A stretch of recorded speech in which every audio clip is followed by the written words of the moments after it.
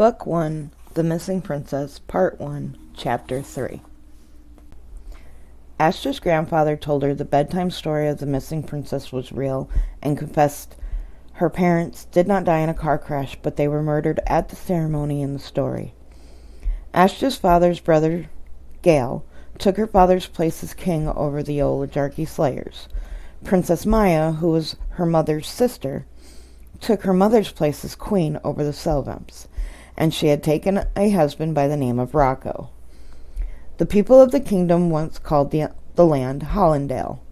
However, the land was divided since the two domains had turned their backs on each other. The kingdom of Selvamps was now called Tatum, and the kingdom of Oligarchy Slayers was now called Nymph. Selvamps were an unknown breed of vampires that lived swiftly through the ages and developed into a unique new kind of breed. Some of these beings grew magical powers, special abilities, and when they bred, a more powerful species was born. Every Selvamp born had a unique ability to help defend themselves against the species that hunted them down, the Oligarchy Slayers. Selvamps could take a human form, which was their primary one, and also could change into a half-wolf, half-human creature. The Slayers, too, were born with different special abilities.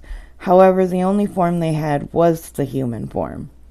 The Slayer and the Selvamps fought against each other for ages until a long time ago, when the Queen of Selvamps and the King of Oligarchy Slayers came together and made a peace treaty.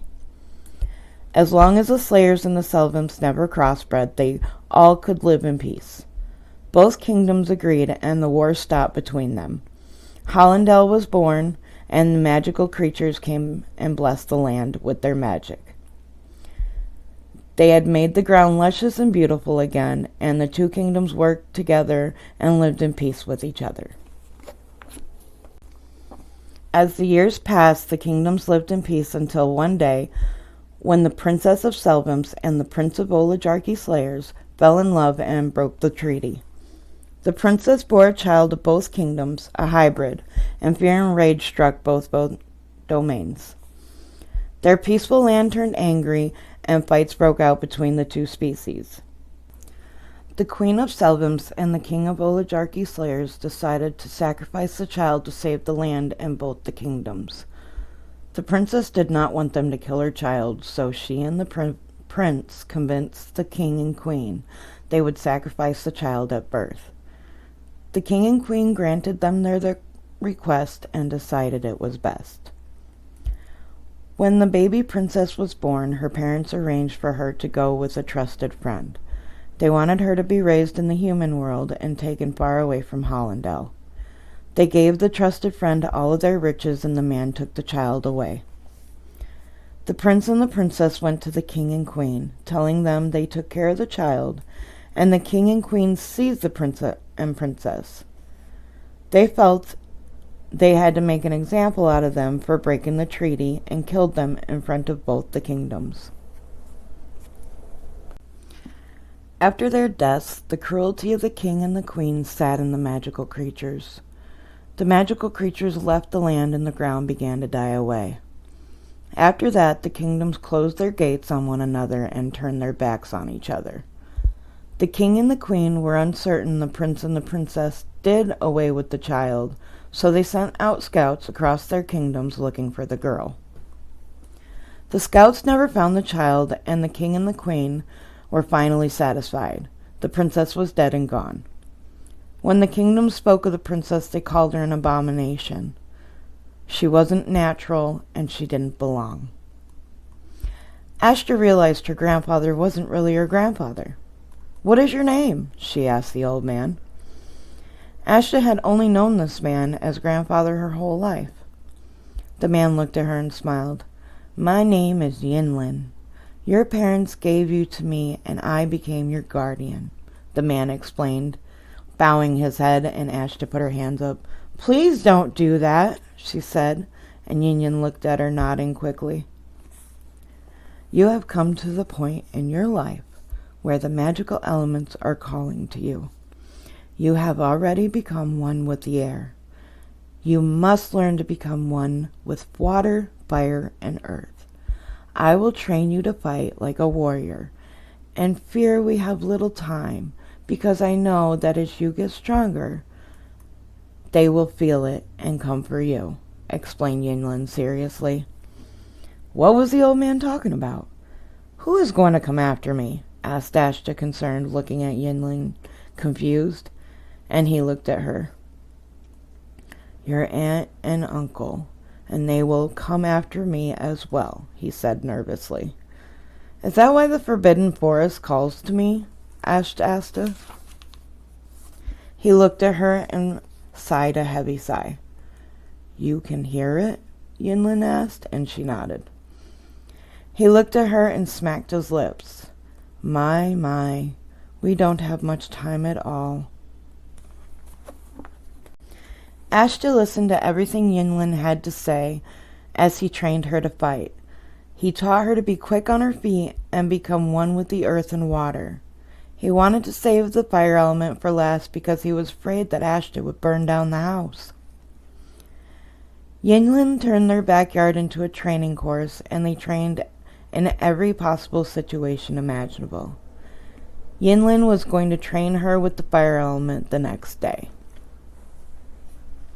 It excited Ashta to learn about the fourth element.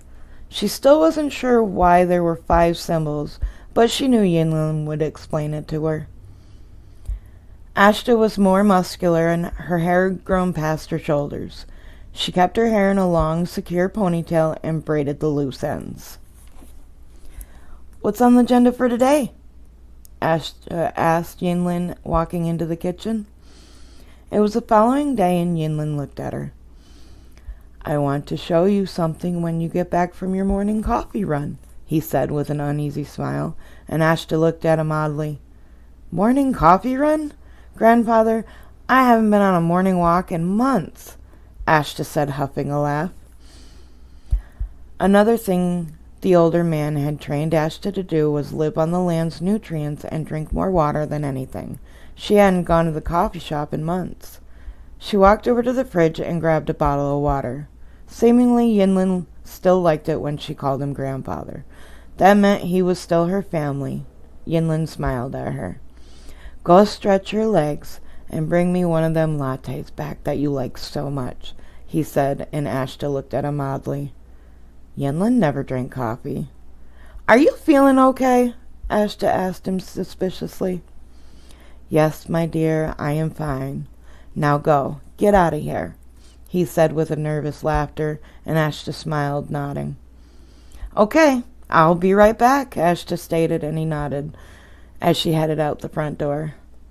Yinlin watched her walk down the driveway and sighed a heavy sigh. He looked at Ashta's picture on the wall. "Please forgive me," he whispered. Yinlin knew the scouts were headed their way and could feel them. They were coming for him, not because he had Ashta. It was because they knew he was an oligarchy slayer living among the human world. The kingdoms frowned upon that. They didn't want humans on their land. The king and the queen would torture Yinlin until he told them why he wasn't living in the kingdom if they took him back alive, and when they were finished with him, they would kill him. It was an offense punishable by death. He had to send Ashta away before they arrived, and the first place he thought of was the coffee shop. They couldn't find out who she was, or the scouts would kill her too. Yinlin said his prayers, and he pulled his sword out.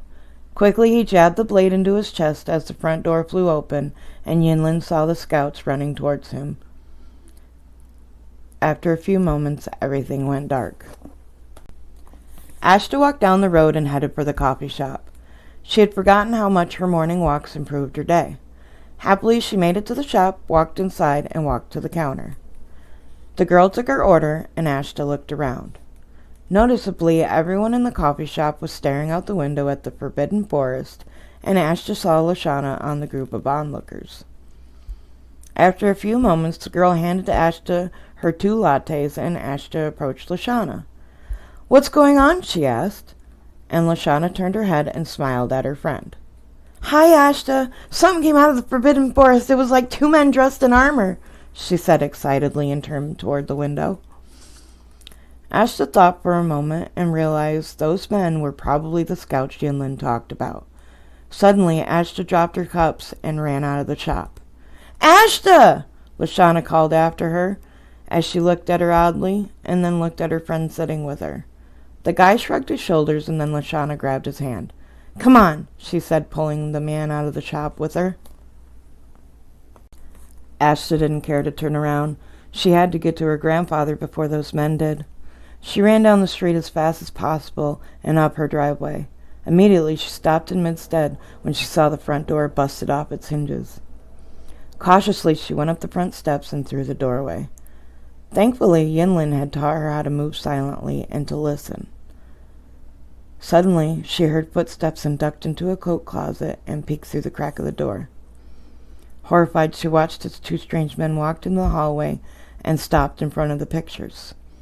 The old man is clean, said one of the men. They wore warrior helmets covering their faces so Ashta couldn't tell who they were. They were dressed in strange-looking clothing, silver-plated armor, chest plates, and helmets that had blackish-purple mohawks. Who is the pretty girl in the picture? Asked the other man, pointing to one of Ashta's pictures. Maybe it's his daughter, said the first one. She sure is pretty, the man huffed. Come on, Kralum. We did what we needed to do. Stop drooling over a human girl, and let's go. David, do you think she could be the princess?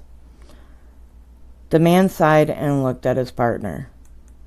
Do you think the old man could contain such a powerful being for so long? He asked, and the other man shook his head. No, I guess not. Horrifically, Ashta saw their bloody swords as they sheathed them in their holsters. Good news. The old man is dead. Come on, let's go home and report to Queen Maya. She can send word to those disgusting neighbors of ours. Ashta watched silently as the men left the house.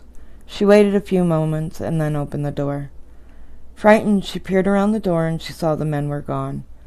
Quietly, she crept into the kitchen and saw blood splattered everywhere. Then she saw him. The only member of her family she knew and trusted was lying in a pool of blood. She ran to him and cradled his lifeless body in her lap. Grandfather, she cried.